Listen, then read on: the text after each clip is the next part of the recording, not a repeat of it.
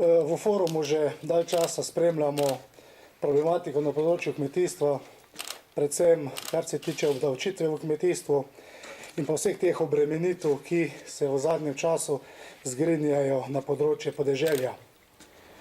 Bi rekel, da so zdaj kar neki črni oblaki prišli na to kmetijstvo, predvsem sedaj pod vladavino gospe Alenke Bratušek, kajti vse to, kar v zadnjem obdobju kmetijstvo doživlja, je nesprejemljivo in pomeni, da bo počasi to kmetijstvo in to podeželje prišlo v fazo, ko enostavno ne bo več moglo izvajati svoje aktivnosti, to se pravi proizvajati hrane, kajti vse te obremenitve, predvsem davčne, so tako hude, da to kmetijstvo tega enostavno ne zmore več plačevati.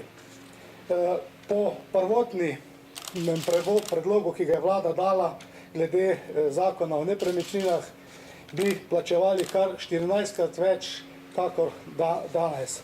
Po tem novem predlogu, ko so pač hoteli malce, bi rekel, omiliti to zadevo, pa še vseeno pride to 9-krat več, kakor pač danes plačuje kmetijstvo za te namene. Podobno je tudi z KD-jem, ki bo prav tako prizadel kmetijstvo in pa seveda posledično tudi vse te transfere socialne, ki jih pač kmetijstvo prejema oziroma posamezniki. Zdaj, poleg tega so tukaj še tudi, bi rekel, zakon o kmetijskih zemljiščih, zakon o gozdovih, zakon o divjadi, vsi ti zakoni posegajo na področje kmetijstva.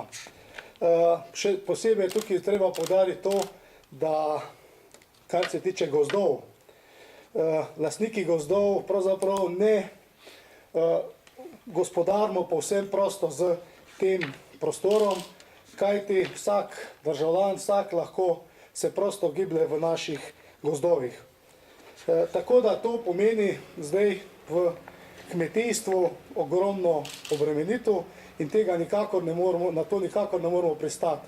Zato se v forumu zavzemamo in podpiramo, da se gre, vkolikor vlada se ne bo odločila in pristala na to, da te obdavčitve in te obremenitve ne bodo višje, kot jih kmetijstvo plačuje sedaj, da pač gremo tudi v stavko. In podpiramo vse nevladne organizacije, ki se k temu tudi pridružujejo.